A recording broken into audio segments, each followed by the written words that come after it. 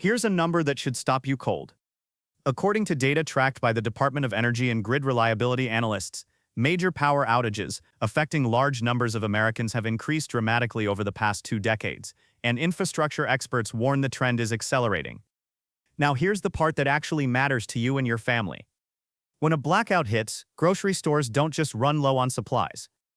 They run out fast. Based on documented consumer behavior during events like Hurricane Ian and the 2021 Texas freeze, essential shelf-stable items can vanish from shelves within hours of a confirmed outage. Not days, hours. So let me ask you something. If the power went out right now, tonight, and stayed out for 72 hours, could you feed your family? Not just survive, but actually eat well enough to stay sharp, stay healthy, and make smart decisions.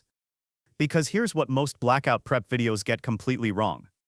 They treat food prep like a checkbox. Grab some cans, throw in some crackers, done. But real blackout nutrition isn't random. It's strategic. And today I'm going to show you exactly what that strategy looks like. I've cross-referenced FEMA's official emergency preparedness guidelines, spoken with emergency management professionals. Today I'm giving you 9 essential grocery items, including one that isn't food at all, organized around what I call the 12-hour window framework. Here's how it works.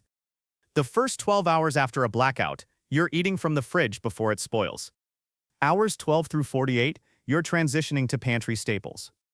Beyond 48 hours, you're running purely on your shelf-stable reserves. Every item on this list is chosen for a specific window of that timeline. And one more thing before we get into it. Number 7 isn't food. But without it, everything else on this list is completely useless to you. Stick around for that one. If you're serious about protecting your family, hit subscribe right now. Because next week I'm covering the 5 most dangerous mistakes people make in the first 24 hours of a blackout, and most of them happen before they even open a single can. Let's get into it. Item 1. Shelf-stable milk. Let's start with something almost every family needs but almost nobody stocks correctly. Milk. The USDA's food safety guidelines are clear on this. Once your refrigerator loses power, you have approximately 4 hours before the temperature inside rises enough to make perishable dairy unsafe. 4 hours. Your gallon of fresh milk, the one you bought 2 days ago, becomes a health risk before most blackouts are even confirmed as extended events. Now here's what most people don't know is sitting right next to the juice boxes in your grocery store. Shelf-stable UHT milk. UHT stands for ultra-high temperature pasteurization, a process where milk is heated to around 280 degrees Fahrenheit for just 2 to 4 seconds. That flash heating eliminates virtually all bacteria, seals the carton in a sterile environment, and gives you milk that stays safe at room temperature for 6 to 9 months unopened. And here's the nutritional angle that surprised me when I dug into the science. The UHT process doesn't significantly degrade protein content or calcium levels compared to standard pasteurized milk. What you're getting is nutritionally comparable dairy, with a dramatically extended shelf life. That's not a compromise. That's an upgrade for emergency purposes. Now here's the practical piece most people miss, and it cost my neighbor Karen a full breakfast routine during the Texas ice storm. Once you open a UHT carton, you do still need to use it within about 7 to 10 days if refrigerated. So the format matters enormously here. Buy the single-serving 8-ounce cartons, not the large quarts. During a blackout, smaller portions mean zero waste. You open exactly what you need, use it in one sitting, and the rest of your supply stays sealed and safe. Varieties to stock: plain, vanilla, and chocolate. The flavored versions serve double duty. They work as both a cooking ingredient and a morale booster for kids who are already stressed out by the disruption. At roughly $1.5 per single-serve box, buying a dozen costs less than 2 gallons of fresh milk and lasts exponentially longer. One more thing to think about, and I'm going to bring this back again later. Every food item you stockpile that requires water to prepare adds to your water demand. Shelf-stable milk removes that requirement entirely for your breakfast routine. That's not a small thing during an extended outage. Stay with me on this because the water problem gets more important as we move through this list. Stock at least 12 to 18 cartons per person in your household. That covers breakfast nutrition for 2 weeks. Item 2. Canned fish for protein. Here's a reality of blackout nutrition that almost no one talks about, and it matters more than most people realize. When your body is under environmental stress, no climate control, disrupted sleep, elevated anxiety, your immune system, your cognitive function, and your energy regulation all lean harder on dietary protein during those conditions. Canned fish is the single most efficient protein source you can store. Let me give you the actual numbers. A standard 5-ounce can of light tuna in water delivers about 20 to 25 grams of protein. A single can of sardines, the one most people wrinkle their nose at, packs 23 grams of protein, meaningful omega-3 fatty acids for cognitive function, and a significant calcium hit because you're eating the soft bones. Canned salmon runs slightly higher in cost, but delivers similar nutritional density with a flavor profile most families find easier to accept. Here's the format recommendation that matters. Choose oil-packed over water-packed when possible. Oil-packed canned fish delivers roughly 40 to 50% more calories per can, and during a multi-day blackout when physical and mental demands are elevated, caloric density becomes as important as nutritional quality. Now here's something I want you to pay attention to. And this is the part that most survival food videos completely skip. Many canned fish products are high in sodium.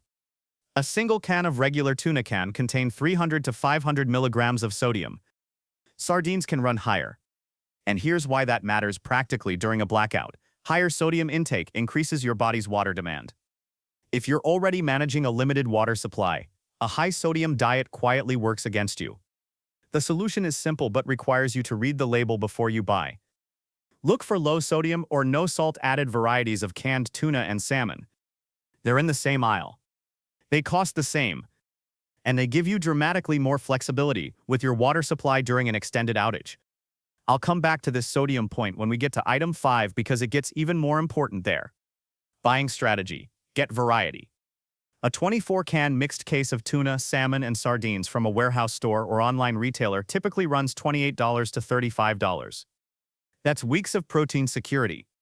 Store in a cool, dark location. Properly stored canned fish maintains quality well beyond its printed date, though USDA guidance recommends using within 3 to 5 years for optimal quality and taste. Item 3. Instant oats. Alright, this is where I want to introduce a framework that's going to change how you think about every single item on this list. I call it the caloric density index, and it's the reason smart emergency prep looks very different from what most people stockpile. Here's the concept. When shelf space and storage weight are limited, you want the highest number of calories per dollar per cubic inch of storage. You want maximum return on space, cost, and nutritional value simultaneously. And when you run that calculation honestly across common grocery items, instant oats come out near the top every single time. Let's run the actual numbers. A 42-ounce canister of rolled oats costs around $4 to $5 at most grocery stores. Each serving delivers around 150 calories, 5 to 6 grams of protein, 27 grams of complex carbohydrates, and 4 grams of fiber. Total cost per serving, roughly 15 cents. Total protein per dollar spent, among the highest of any shelf-stable food you can buy. Now here's what makes oats particularly powerful in a blackout scenario. You don't need heat.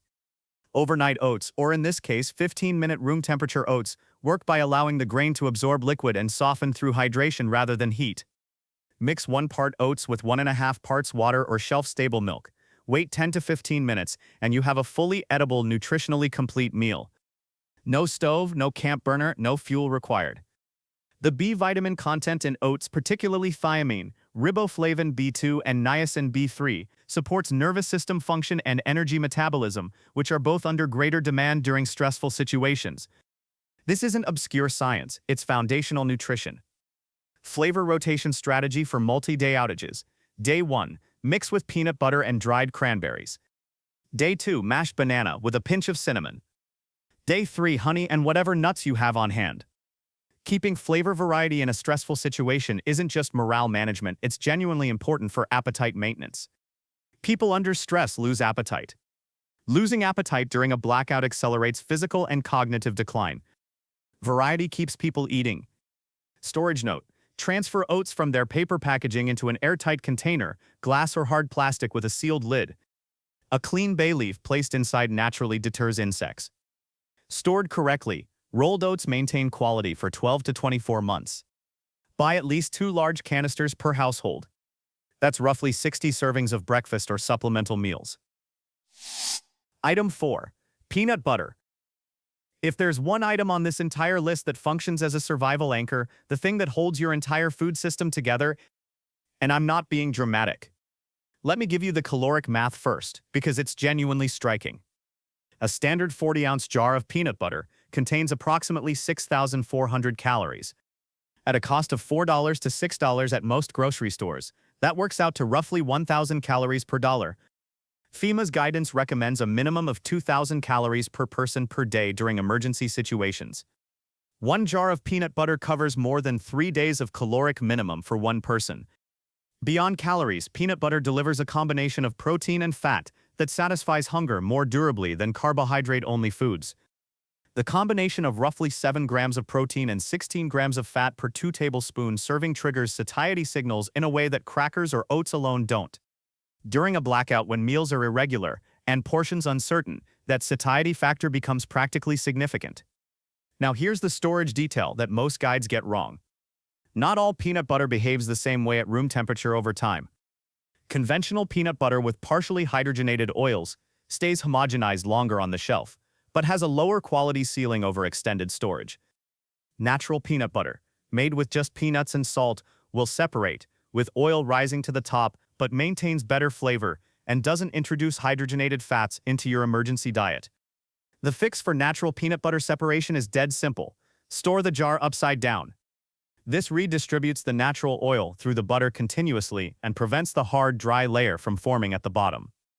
Flip it right side up the day before you open it, and you'll find it's almost perfectly blended. Practical usage during a blackout. Peanut butter on crackers is a complete protein-fat-carb meal in under 60 seconds. Mixed with oats and honey, it becomes a high-calorie energy ball. Eaten directly by the spoonful, it delivers immediate caloric fuel without requiring any preparation whatsoever. And critically, it requires 0 water to prepare, which brings us back to that water conservation point. Stock a minimum of 2 large jars per person for a 72-hour readiness window. More is better. Peanut butter maintains quality for 1 to 2 years past its printed date when stored in a cool, dark location. And one more thing. I'm about to tell you about an item that isn't food. And once I explain what happened to a family in Madrid with $400 worth of canned goods they couldn't open, you're going to understand exactly why it's on this list. Item 5. Canned beans. Let's talk about something that emergency nutritionists consistently rank as the most undervalued item in home food storage. Not because it's exciting. Because the actual science behind why it matters is more alarming than most people expect. Canned beans are one of the very few single-ingredient foods that simultaneously provide protein, complex carbohydrates, and dietary fiber in significant quantities, all from a shelf-stable container that cost between $1 and $1.5. Here are the numbers for a standard 15-ounce can of black beans, approximately 15 grams of protein. That fiber number matters more during a blackout than most people realize. Disrupted routine, elevated stress, and dietary changes all affect digestive function. Adequate fiber intake during multi-day disruptions helps regulate digestion and reduces one more uncomfortable physical problem, stacking on top of an already stressful situation. Now let me come back to something I flagged at item 2, because this is where it becomes critical. Sodium. Standard canned beans are processed with significant added salt. A typical can contains 400 to 700 milligrams of sodium, with some varieties running even higher. When you're managing limited water supplies during an extended outage, that sodium load compounds your water need. 2 high-sodium canned items per meal can push your daily sodium intake past 2,000 milligrams easily, and your body will respond by demanding more water. The solution is simple. Look specifically for low-sodium or no-salt-added canned beans. Major brands, including store brands, carry these in most grocery chains. The protein and fiber content is identical. The label will read no salt added, or low sodium. At most stores, the price difference is under 20 cents per can. That's an easy trade.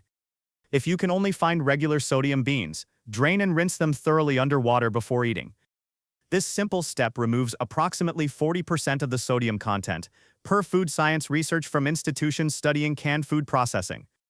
During a blackout without running water, this means using a portion of your bottled water supply, so low-sodium canned goods become genuinely valuable. Storage and shelf life. The USDA recommends using commercially canned foods within 2 to 5 years of the printed date for optimal quality. The cans don't suddenly become dangerous after that date. Quality and texture decline gradually, but for maximum nutritional reliability. Variety to stockpile: black beans, kidney beans, chickpeas, and white cannellini beans. Each has a slightly different flavor profile and texture, which matters more than you'd think during a multi-day outage when food fatigue is real.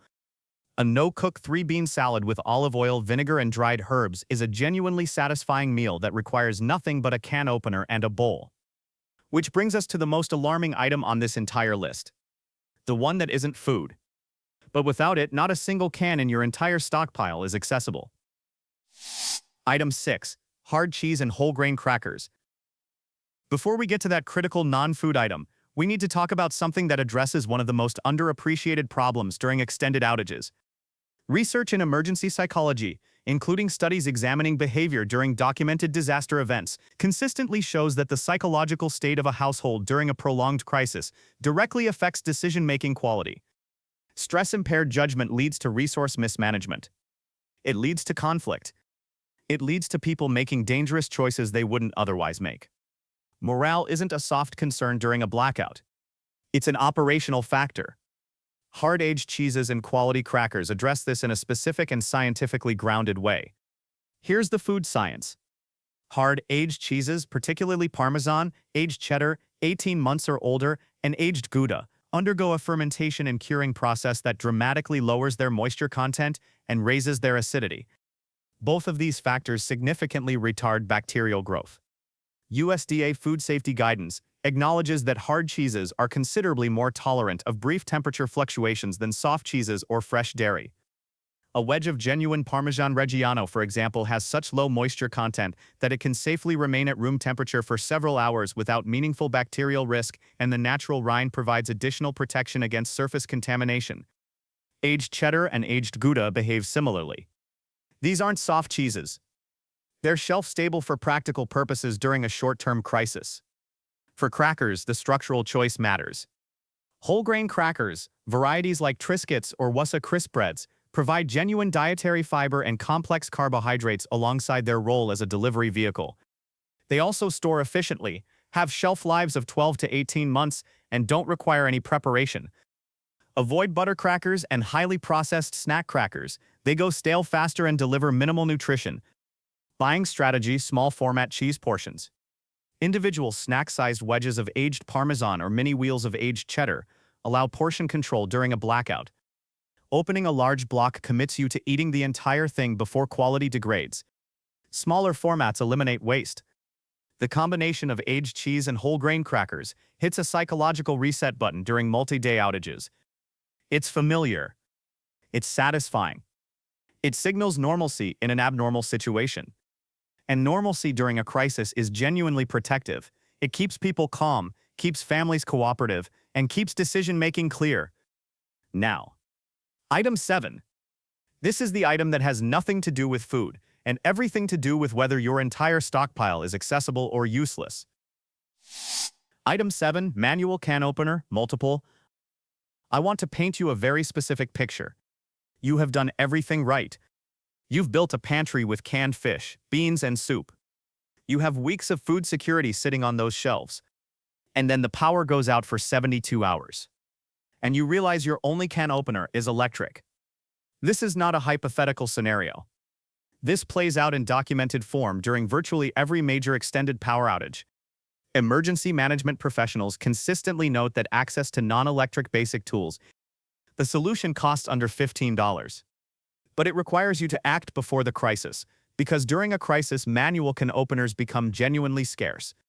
Market behavior during documented outage events shows these items sell out from hardware stores within hours. Let me give you the specific tool guidance, because not all manual can openers perform equally under actual use. Avoid single-use dollar store openers with plastic components. They are not built for repeated use and will fail under load. There are 2 categories of manual opener worth owning. First, the standard wheel-style can opener with a comfortable ergonomic handle. The Swingaway brand has produced this style for decades, with consistent quality. This is your primary kitchen unit. It works on every standard can, operates smoothly, and can be used by most adults without hand strain. Second, military-style P38 and P51 openers. These are small stainless steel tools. The P38 is roughly the size of a house key. The P-51 slightly larger, originally designed for military field rations. They have been in continuous use by military personnel since World War II for a reason. They're functionally indestructible. One on your keychain. One in your vehicle's emergency kit. One in your main kitchen drawer. One in your emergency bag if you have one. At under $3 each for the P38 units and $12 to $15 for quality wheel-style openers, full redundancy across your household costs under $30. One practical note worth adding here. For households with elderly members or individuals with reduced hand strength, look for the OXO Good Grip style with a cushion turning knob. The ergonomic design reduces the force required significantly, which matters during extended use. Test your openers before you need them. Open a can with each one right now, this week, just to confirm it works and you're comfortable with the motion. It takes 45 seconds. Do it. Your stockpile has no value if you can't open it. Item 8. Dried fruits and nuts. Here's a gap in most people's blackout food strategy that shows up in a very specific and unpleasant way around day 2 or 3. Micronutrient deficiency. Your body can sustain itself on canned protein, oats, and peanut butter in terms of macronutrients, calories, protein, fat, carbohydrates.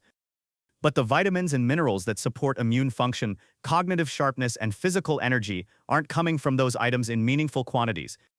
And when you can't access fresh produce, that gap opens quickly. Dried fruits and nuts close that gap. Let's look at specific numbers. 1 ounce of almonds, roughly 23 individual nuts, provides 37% of the daily recommended vitamin E intake, which supports immune cell function and acts as a cellular antioxidant. Walnuts are one of the few plant-based sources of omega-3 fatty acids relevant to cognitive function, important when you need to be making clear decisions under stress. Cashews provide zinc and magnesium, both of which support immune response and nervous system regulation. On the fruit side, dried apricots are extraordinarily concentrated in beta-carotene, a precursor to vitamin A. Dried cranberries provide vitamin C. Dried mango provides both vitamin C and vitamin A. These aren't superfoods by marketing convention. They're just concentrated versions of the nutrients that fresh produce delivers. Shelf life, stored correctly. Most nuts maintain quality for 6 to 12 months at room temperature in a sealed container. Dried fruits, properly sealed, maintain quality for 12 to 18 months at room temperature. The critical storage requirement is airtight containment. Exposure to air accelerates fat oxidation in nuts, causing the rancid taste that makes people throw them out. Storage system that actually works. Transfer from original packaging into wide-mouth glass mason jars with tight sealing lids. Portion into weekly use quantities, so you're never opening your entire reserve. Place a single bay leaf inside each container. This naturally deters pantry insects without adding any taste or chemical treatment to your food. Buying strategy. Nuts fluctuate significantly in price by season and supply. Almonds tend to be lowest in price from September through November following the California harvest. Walnuts follow a similar pattern. Buying in volume during harvest season and storing correctly is a legitimate way to reduce cost by 20 to 40% compared to year-round purchases. Build your custom mix. Dried cranberries, vitamin C, almonds, vitamin E, cashews, zinc, and walnuts omega-3. That combination gives you a genuinely broad micronutrient profile in a format that tastes good, requires no preparation. Create a separate comfort supply of this mix. We'll talk about the psychological dimension of this in Item 9. Item 9. Comfort foods strategically chosen. Item 9 might be the most important item on this list. Not because of its caloric value. Not because of its nutritional density. But because of what happens to human decision-making under sustained psychological stress and how the right comfort foods directly affect that. Here's the physiological reality. Prolonged stress elevates cortisol. Elevated cortisol impairs the prefrontal cortex, the part of your brain responsible for rational judgment, impulse control, and planning. Research in stress neuroscience has documented this connection clearly. Sustained cortisol elevation doesn't just make you feel bad, it measurably degrades your capacity to make good decisions. During a blackout, when you need to be making good decisions about resources, family safety, and communication, a degraded prefrontal cortex is a genuine operational problem. Familiar comfort foods trigger neurological responses that partially counteract cortisol elevation. The mechanism involves dopamine release from familiar, pleasurable sensory experiences. This is not emotional indulgence. It is a practical stress management tool. Here's the formula that emergency psychology research actually supports. Approximately 80% of your emergency food supply, but roughly 20% should be deliberate comfort items chosen to maintain psychological stability for your household. What qualifies? Not junk food for its own sake. Comfort foods with practical purpose. Instant coffee sachets or instant tea bags. These address caffeine withdrawal, a real physiological issue that causes headaches, irritability, and cognitive fog within 24 hours for regular caffeine consumers, and they require only a small amount of warm or room temperature water. The ritual of making a hot drink also has documented calming effects. Dark chocolate, specifically 70% cacao or higher, provides small amounts of magnesium, iron, and theobromine alongside the genuine psychological lift of a familiar, pleasurable food. Individual squares or mini bars allow portion control. Honey sticks or individual honey packets, these dissolve in water for a warm drink, spread on crackers, or mix into oats. They have essentially indefinite shelf life when stored sealed. They provide quick energy and satisfy a sweet craving without the blood sugar spike and crash of refined sugar. Individually portioned snack items, small packages rather than large containers. The psychology here is important. Stress destroys portion awareness. Single-serve packaging creates natural stopping points that protect your comfort supply from being consumed in one stress-eating episode. Herbal tea bags for household members who don't consume caffeine, including children. Chamomile specifically has mild evidence supporting its effect on anxiety reduction. Keep your comfort items in a separate, clearly labeled container, away from your main food supply. Treat this as a deliberate mental health budget for your household. When the stress peaks, and it will peak, you have something in reserve that serves a real purpose. The psychological resilience of your household during a blackout is not separate from its physical resilience. They're the same thing. A family that's emotionally regulated makes better resource decisions, communicates more effectively, and recovers more quickly when the power comes back. That's the list. Now let me show you how to organize all of it. Now that you have the 9 items, let me give you the organizational system that makes this entire stockpile actually functional when you need it. I use a 3-zone pantry framework. It takes about 20 minutes to set up, and it eliminates the most common blackout prep failure, not being able to find what you need quickly under stress. Zone 1, the current week. These are items you're actively rotating through right now: oats, crackers, nut mixes, items you use regularly. Nothing stays here more than 7 days without being consumed or moved. Zone 2, monthly rotation. This is your 30-day reserve. Items here get rotated forward into Zone 1 on the 1st of each month. When you buy new stock, it goes to the back. Older stock comes forward. This keeps nothing expiring on your shelf unnoticed. Zone 3, emergency only. This is sealed, dated, photographed. You have a note on your phone with what's in here and when it needs to be rotated. You don't open this zone until your Zone 2 supply is depleted. This is your actual survival reserve. The most important maintenance habit: photograph your expiration dates when you stock up and set a calendar reminder 6 months out to check. This takes 3 minutes and prevents hundreds of dollars in wasted food. Heat and moisture are the enemies of every item on this list. Cool, dark, dry storage extends shelf life across the board. A closet, a basement corner, or a dedicated pantry shelf away from appliances that generate heat all work. Avoid garages and climates with significant temperature swings. Here's the truth about emergency preparedness that most people avoid. The goal isn't to build a bunker. The goal is to buy yourself time, 72 hours, maybe a week, where your family isn't dependent on a functioning grid to eat well, stay healthy, and make good decisions. These 9 items accomplish exactly that. They are affordable. They are available right now at any grocery store. And they work. This week, start with 3. Pick the ones that fit your household's eating habits first, the ones your family will actually eat without complaint. Build from there. Prep that feels unnatural gets abandoned. Prep that fits your routine gets maintained. Drop a number 1 in the comments right now and tell me which item you're grabbing first. I read every single one.